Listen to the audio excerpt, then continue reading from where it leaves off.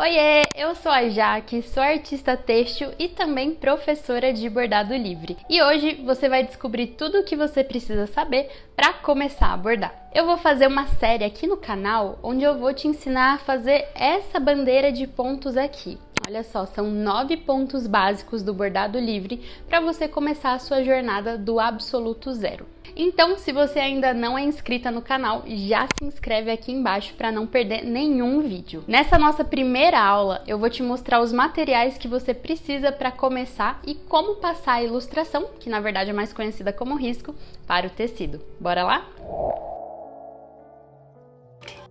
Você vai precisar basicamente de um bastidor, tecido, tesoura para arrematar o fio, agulha, linha de meada, tesoura para cortar o tecido e algum método de transferência, como a caneta fantasminha ou o papel carbono. Então, vou começar falando sobre o bastidor, que é formado por esses dois aros que se encaixam, um aro maior e outro aro menor, e serve para prender o tecido enquanto você borda. Antigamente, muita gente usava o bastidor somente durante o processo do bordado, mas de uns tempos para cá se tornou muito comum finalizar o bordado no próprio bastidor, já servindo de moldura para pendurar na parede ou expor na estante e assim por diante. Hoje em dia existem muitos tipos de bastidores diferentes, tanto no formato quanto no material, nas cores, enfim. Todos têm basicamente a mesma função de prender o tecido no bastidor, deixando ele bem esticadinho, mas existem dois que são os mais conhecidos no mercado, que são o bastidor com regulagem e o bastidor sem regulagem. Esse bastidor aqui é o com regulagem, ou seja, ele vem com essa tarraxinha aqui em cima, e como o próprio nome já diz, ele serve para regular o quanto você quer afrouxar ou apertar o tecido no bastidor. Geralmente, ele é mais usado durante o processo, não é usado tanto para finalização como moldura, mas como o bordado é livre, nada impede que você finalize nesse bastidor também. Conforme a gente vai bordando, o tecido tende a afrouxar um pouquinho no bastidor, e é por isso que esse de regulagem é muito bom para usar durante o processo do bordado, porque assim você consegue ter um controle maior para o tecido ficar bem esticadinho. E a gente tem esse daqui, que é o bastidor sem regulagem, que é o mais usado para finalização do bordado, mas nada impede que você use esse bastidor para fazer o processo do bordado também. O tecido que eu mais recomendo para você usar no bordado livre é esse aqui, o algodão cru. Ele tem esse nome porque é feito com fibras naturais de algodão e é cru porque não passa pelo processo de tingimento. Além de ser um tecido com um preço mais acessível, ele tem a trama bem fechadinha e não tem elastano na composição, ou seja, ele não estica, e isso faz toda a diferença na hora de bordar. Existem diferentes gramaturas no algodão cru, então você pode escolher qual é a melhor para você, mas você precisa lembrar que quanto maior for a gramatura, mais grosso vai ser o tecido. Eu, por exemplo, gosto de bordar na gramatura média, porque ele não é nem tão fininho, transparente e nem tão grosso e pesado. Se você não tiver algodão cru e quiser começar agora, nesse momento, você pode escolher outros tecidos também, de preferência sem elastano, como, por exemplo, a sarja, o brim, o tricoline e assim por diante. A linha mais comum usada no bordado livre é a linha de meada. Ela é feita 100% de algodão e é composta por 6 fios que são mais fininhos e juntos formam esse fio que é mais grosso. Você pode usar os 6 ou então você pode separar os fios em diferentes quantidades e criar diversas texturas. Tudo depende do efeito que você quer dar para ele. Muita gente me pergunta quantos fios eu uso no bordado e, na verdade, eu posso usar diferentes quantidades num mesmo bordado, porque, por exemplo, se eu bordar uma árvore, eu posso usar 3 fios no tronco, depois usar 4 fios para fazer as folhas, 6 fios para fazer os galhos e assim por diante. Tudo depende do efeito que você quer causar. Então, quanto mais fios você usar, mais volume ele vai ter. Quanto menos fios você usar, menos volume ele vai ter. Você também vai precisar de 2 tesouras, uma para cortar o tecido e outra, essa tesourinha menor, para cortar o fio da meada. É muito importante ter as tesouras certas para cada função, porque assim elas não perdem o corte e a durabilidade aumenta. Você também vai precisar de um método de transferência para o tecido. O que seria esse método? Um jeito que a gente tem de passar o risco para o tecido. E o que seria esse risco? O desenho que a gente quer bordar. Aqui eu tenho 2 métodos de transferência que você pode passar esse risco para o tecido. A primeira é a caneta fantasminha. Ela é chamada de fantasminha porque ela sai com calor, é só você passar um secador de cabelo ou um ferro de passar, que o risco some. E o segundo método é o papel carbono. Ele é permanente no tecido, ou seja, se você fizer com esse método, você tem que bordar por cima certinho, para ele não ficar aparecendo depois, mas é muito útil também e bem prático. Eu recomendo que você comece usando a agulha de costura número 7 ou número 9.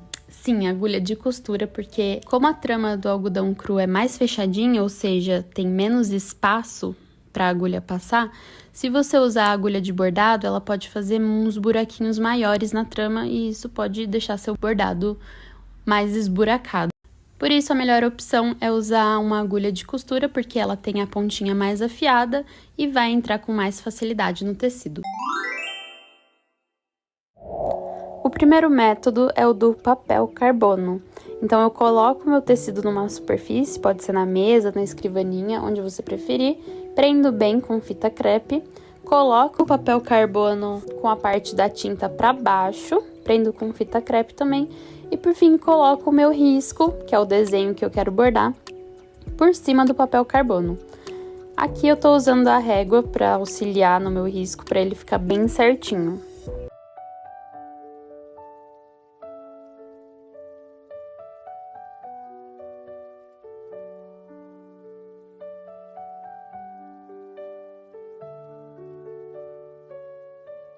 Atenção! Caso você escolha esse método de transferência, você precisa lembrar que ele não sai do tecido, diferente da caneta térmica.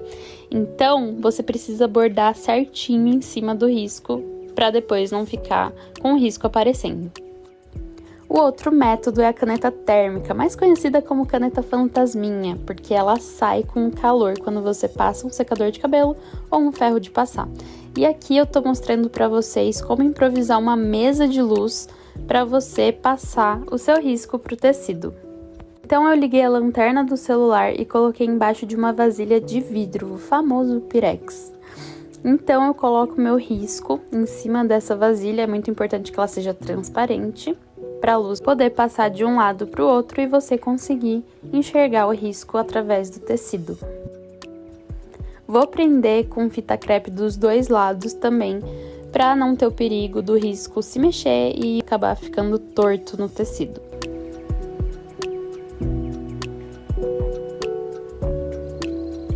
E aí, por fim, eu coloco meu tecido por cima do risco e também prendo com fita crepe.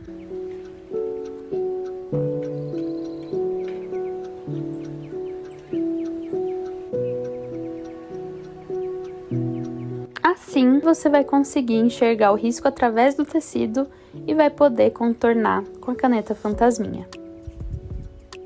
A maior vantagem desse método de transferência é que ele te dá a liberdade de poder mudar o risco durante o processo. Você não precisa necessariamente bordar tudo que tiver riscado no tecido só porque você já riscou. A qualquer momento você pode passar o secador de cabelo que o risco vai sumir. Prontinho, agora a gente tem nosso risco passado pro tecido e a gente já pode colocar ele no bastidor. Então, eu coloco o tecido em cima do aro menor do bastidor, deixo ele bem centralizado, vejo se tem pelo menos 2 dedinhos de cada lado, e aí venho com o aro maior e coloco por cima, prendendo bem o tecido no bastidor.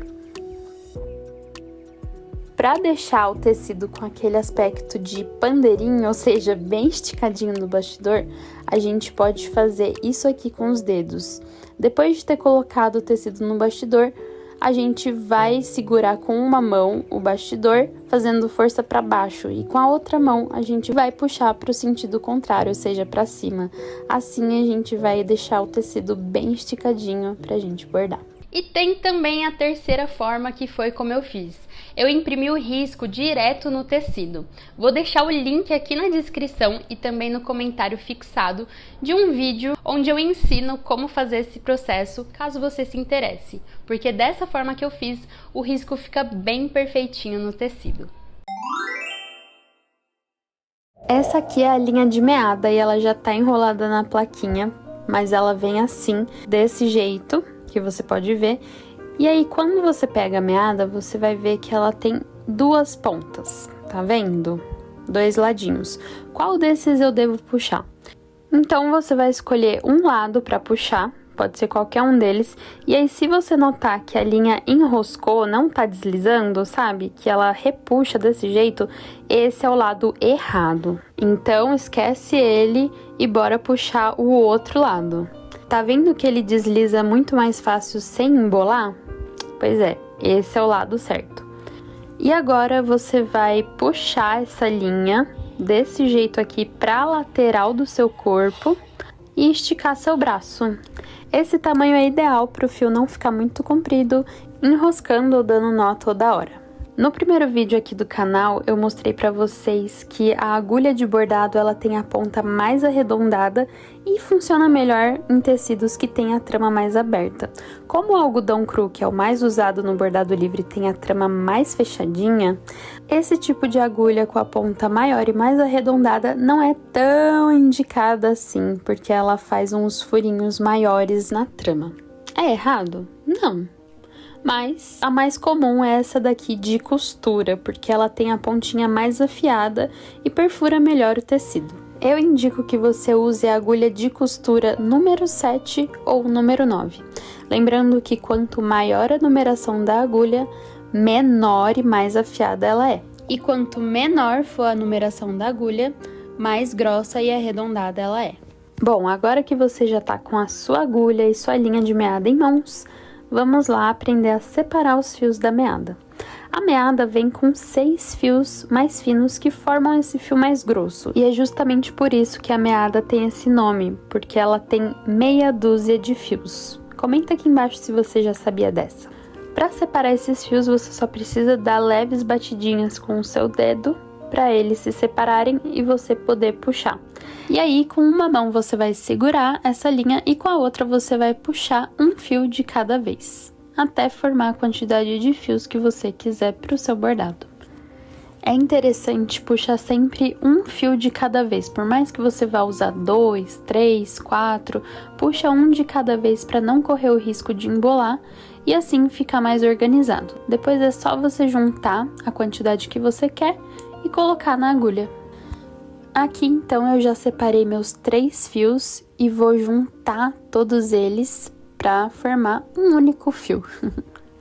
Então eu posso usar uma água, a minha própria saliva, enfim, você usa o que você achar melhor aí na sua casa. E aí eu vou apertando com o dedo para os fios se juntarem bem e entrarem com mais facilidade na agulha. Depois disso, você vai deixar um lado maior que o outro. Então, olha só, aqui eu tenho um lado menor e outro lado maior. E é nesse lado maior que eu vou dar o meu nozinho. Esse nó é conhecido como nó de costureira. Você vai enrolar a linha no seu dedo desse jeito aqui e vai segurar ela com o seu dedo nesse formato de pinça. Depois disso, é só esfregar um dedinho no outro para o nozinho se formar. Então, você vem com o seu dedo do meio e puxa até o final. Pronto, nozinho feito. E aí, agora acendeu uma luzinha aí para começar a bordar? Então, não perca as próximas aulas dessa série, onde eu vou te ensinar a bordar essa bandeira de pontos aqui. O link para baixar o risco tá aqui na descrição do vídeo e também tá fixado nos comentários. Se você gostou desse vídeo, não esquece de deixar o seu like e também de se inscrever no canal para não perder os próximos pontinhos e próximos conteúdos de bordado que eu postar por aqui. Não esquece de me seguir no Instagram também, que é @.meatriz.